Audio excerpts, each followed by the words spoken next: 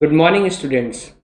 हम लोग इस समय स्ट्रक्चर ऑफ एटम पढ़ रहे हैं और उसमें हम लोगों ने थॉमसन मॉडल ऑफ एटम पढ़ा।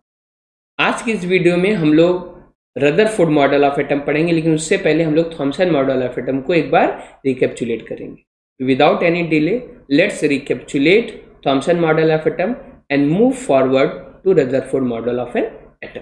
तो let's start. Okay, Thomson model of atom. बेटा इसमें हम लोगों ने क्या पढ़ा था? थॉमसन मॉडल ऑफ एटम में आपने देखा था कि according to Thomson your atom is a spherical in nature, और उसका जो साइज है, शेप है, वो कैसा है? स्फेरिकल है। और उसमें जो इलेक्ट्रॉन्स है वो क्या है? एम्बेडेड है। Electrons are embedded as the seeds in a water melon. ठीक है, जो आपके वाटर मिलॉन में जो सीड्स होती हैं जिस तरह से एम्बेडेड होती हैं, similarly in an atom electrons are embedded and the whole sphere is your positively charged। तो positively charged sphere होता है और बेटा उसमें जो आपके इलेक्ट्रॉन्स होते हैं they are embedded as in watermelon। तो थॉमसन के मॉडल को वाटरमेलन मॉडल भी कहा गया या प्लम पुडिंग मॉडल भी कहा गया।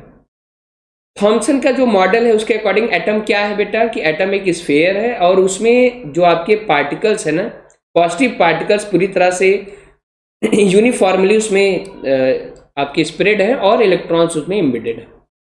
तो लिमिटेशन की हम लोगों ने बात करी थॉमसन मॉडल के। तो थॉमसन मॉडल की लिमिटेशन ये है कि जो आपके साइंटिस्ट हैं, फॉर एग्जांपल रदरफोर्ड का जो एक्सपेरिमेंट था उसको थॉमसन मॉडल क्या किया? जस्टिफाई नहीं कर पाया, उसको एक्सप्लेन नहीं कर पाया। मैंने बताया भी था कि थॉमसन मॉडल एटम की लिमिटेशन ये है कि it could not explain the experiment done by the scientist. तो सबसे पहले थॉमसन के बाद किसी ने अगर एटम के बारे में सोचा तो वो थे आपके रदरफोर्ड, जिनका मॉडल हम लोग आज पढ़ने जा रहे हैं। Rutherford models of an atom. ठीक है, तो रदरफोर्ड जो है ना वो एक्सपेरिमेंट क्यों करना चाहते थे? एक्चुअली सब लोग जो थॉमसन का मॉडल था उससे कन्विंस हो गए थे, भाई ऐसा है कि हमारा जो एटम है पॉजिटिवली चार्ज स्फीयर है, उसमें इलेक्ट्रॉन्स एम्बेडेड है। लेकिन रदरफोर्ड इलेक्ट्रॉन्स के बारे में कुछ ज़्यादा ही जानना चाहते थे। He was more curious about कि हाउ इलेक्ट्रॉन्स आर अरेंज, उनका अरेंजमेंट कैसा है, वो एम्बेडेड हैं कि कैसे हैं, इस चीज़ को वो जानना चाहते थे। तो रदरफोर्ड ने क्यों अपना जो है एक्सपेरिमेंट किया? Because he wanted to know how the electrons are arrange within an atom. Electrons की अरेंजमेंट कैसी है? तो इस चीज को जानने के लिए उन्होंने क्या किया बेटा? उन्होंने एक एक्सपेरिमेंट किया that is known as alpha scattering experiment.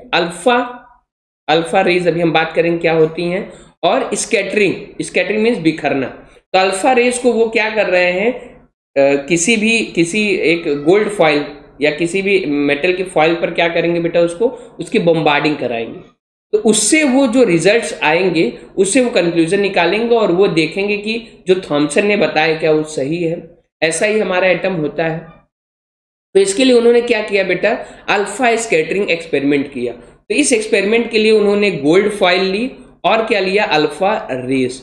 तो गोल्ड फॉइल ही क्यों? अक्सर ये आप बिल्कुल पूछ सकते हैं sir, why Rutherford chosen gold foil, why he did not use another metal? तो रीजन ये है बेटा कि जो आपका गोल्ड होता है ना, आपने पढ़ा भी हुआ छोटी क्लासेस में, वो सबसे ज्यादा जो है आपके मेलिएबल मेटल होता है। ठीक है, जो आपका गोल्ड फॉइल है it is one of the most malleable metals. ठीक है, तो उसकी हम क्या कर सकते हैं? पतली से पतली शीट बना सकते हैं। मेलिबिलिटी क्या है? Property of a metal in which it can be beaten into sheet. तो जो आपका गोल्ड फॉइल है उसकी बहुत पतली शीट हम बना रहे हैं। पतली शीट वो क्यों चाहते थे? जिससे कि जो अल्फा रेज है वो उनको क्या करे? क्रॉस कर सकें। तो since he wanted as thin as very thin sheet, so he choose gold foil. Alpha rays ही क्यों चुना? क्योंकि रेज अभी इसके बारे में आपको बहुत नहीं पता होगा बेटा। एक जो है आपका अल्फा रेज होता है, we have beta rays, we have gamma rays. तो वाई ही है चूजन अल्फा रेज? तो बेटा ये मैं बता दूं आपको, अभी आप आगे हायर क्लास में जाओगे तब इसको समझोगे। अल्फा रेज अभी आप जानिए कि वो बहुत ही हैवी होती हैं। अल्फा रेज जो है आपकी बीटा और गामा से ज़्यादा हैवी होती हैं। और हैवी रेज इसलिए लिया उन्होंने, हैवी पार्टिकल्स इसलिए लिए उन्होंने क्योंकि गोल्ड फॉइल पतली है, हैवी रेज रहेंगी तो इनके पास एनर्जी ज़्यादा रहेगी। जिसके पास मास ज़्यादा होगा उसका मोमेंटम भी ज़्यादा होगा, स्पीड इनकी अच्छी खासी होती है अल्फा रेज की, तो इससे वो गोल्ड फॉइल को क्या करेंगी, पार कर जाएंगी। तो इसलिए उन्होंने अल्फा रे लिया। तो दो क्वेश्चन अक्सर बनते हैं कि रदरफोर्ड ने गोल्ड फॉइल क्यों ली, because he want very thin sheet and which can only be drawn of your gold because it is a most malleable metal. ठीक है, इतना मेलिएबल है कि आप जो है 1 ग्राम गोल्ड से 2 किलोमीटर लंबा तार आप क्या कर सकते, बना सकते हैं, इतना उसकी इलास्टिसिटी इतनी अच्छी होती है। तो गोल्ड फॉइल इसलिए अल्फा रेज क्यों लिया, because alpha rays are heavy, they have considerable amount of velocity and hence their momentum will be very high. Momentum P is equal to mv, momentum जो है बहुत ज़्यादा होगा, तो ये आराम से गोल्ड फॉइल को क्या करेगी बेटा, ये उसको आपकी पेनिट्रेट कर जाएगी, उसको पार कर जाएगी। फिर अल्फा जो स्कैटरिंग एक्सपेरिमेंट किया उसकी उन्होंने एक्सपेक्टेशन क्या, वो सोच के उन्होंने किया था इसको कि अल्फा रे जो एक्सपेरिमेंट मैं करने जा रहा हूँ ये मेरे जो है एक्सपेक्टेशन है। तो उनका पहला एक्सपेक्टेशन ये था, since your atom according to Thomson, आपका एटम जो है वो क्या है, पॉजिटिवली चार्ज स्फीयर है। क्या है, पॉजिटिवली चार्ज्ड स्फीयर। और बेटा आपकी जानकारी के लिए मैं बता दूं, अल्फा रेज जो होती हैं ये कैसी होती हैं, ये पॉजिटिवली चार्ज होती हैं। तो जो अल्फा रेज है वो पॉजिटिवली चार्ज है, ये पॉजिटिवली चार्ज स्फीयर है, तो पॉजिटिव पॉजिटिव क्या होगा बेटा, they will repel each other. तो रदरफोर्ड ने कहा कि अकॉर्डिंग टू थॉमसन हमारा जो पूरा एटम है पॉजिटिव चार्ज स्फीयर है, तो जब उस पर अल्फा रेज जाएंगी तो वो क्या होंगी बेटा, रिपेल हो जाएंगी, इधर से जाएंगी और वो रिपेल हो जाएंगी। ठीक, और इसीलिए उन्होंने थोड़ी हैवी चार्ज लिया, इसीलिए अल्फा लिया कि इतना उसके पास मोमेंटम रहे कि वो पार कर जाए। वो जानते थे कि रिपेल करेगा, ठीक है, क्योंकि उस समय यही पता था लोगों को कि एटम क्या है, वो पॉजिटिवली चार्ज स्फीयर है। तो पहला तो एक्सपेक्टेशन ये था उनका कि ये जो अल्फा रेज है जब इस पे जाएगी, क्रॉस करेगी, तो क्या होगा बेटा, ये अल्फा रेज वापस आ जाएंगी, ये उनकी एक्सपेक्टेशन थी। अब एक्सपेरिमेंट उन्होंने क्या किया, कैसे किया बेटा, एक्सपेरिमेंट के लिए उन्होंने क्या लिया, ये जो आपका गोल्ड फॉइल उन्होंने लिया इस तरह से, this is your gold foil, very thick, okay, sorry thick नहीं, वेरी थिन, बहुत ज़्यादा पतली ये एक गोल्ड फॉइल की उन्होंने शीट ली थी।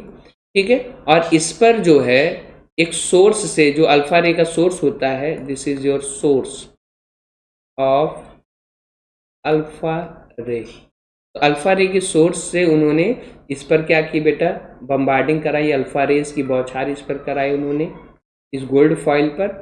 और गोल्ड फॉइल के जो उन्होंने इस पर एक्सपेरिमेंट किया, अब वो रिजल्ट जो था ना, इट वाज वेरी अनएक्सपेक्टेड, बहुत ज़्यादा अनएक्सपेक्टेड। एक्चुअली उनका एक्सपेक्टेशन क्या था कि हम अल्फा रेज को जब गोल्ड फॉइल पे ले जाएंगे तो गोल्ड में जो एटम होंगे, उन्होंने इतनी पतली, मतलब इतना पतला वो चाहते थे हमारी शीट हो जो ऑलमोस्ट 1000 एटम के बराबर हो, बहुत पतली है ना, it is very very very thin. तो इसलिए वो जो रेज हैं, इन रेज को उन्होंने क्या किया बेटा, अल्फा रेज को इस पर क्रॉस कर, मतलब इस पर बम्बार्डिंग कराई। तो वो जानते थे कि ज़्यादातर रेज वापस आएंगी, लेकिन ऐसा नहीं हुआ। अगर 12,000 रेज गई हैं तो एक रे केवल वापस आई। तो जो एक्सपेरिमेंट उनका था बहुत ही सिंपल था, ठीक है, कि गोल्ड फॉइल पर उन्होंने अल्फा रेज की बम्बार्डिंग कराई, बट जो रिजल्ट थे दैट वाज रियली अनएक्सपेक्टेड। तो ये जो रिजल्ट आया ना, इस रिजल्ट को थॉमसन का जो एटॉमिक मॉडल था वो बिल्कुल भी क्लैरिफाई नहीं कर पाया, जस्टिफाई नहीं कर पाया। और यही जो हमारे थॉमसन जी हैं उनका क्या है, यही ड्रॉबैक।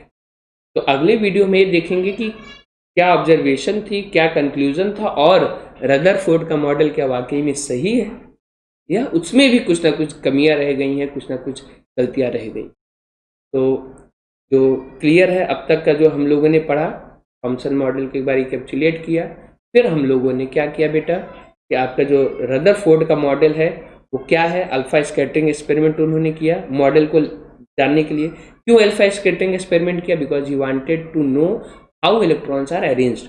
उसके लिए अल्फा स्कैटरिंग में गोल्ड फॉयल ही क्यों ली, because he wanted thin sheet, और अल्फा रेज क्यों ली, because alpha rays have considerable amount of energy. तो इसको और अच्छे समझने के लिए वीडियो देखिए, और उसके साथ साथ आप एनसीईआरटी बुक को जरूर एक बार पढ़ लीजिएगा, रदरफोर्ड का जो एक्सपेरिमेंट, एक से दो बार, so that you can easily understand what I want to. So in this video, that's all. Thank you.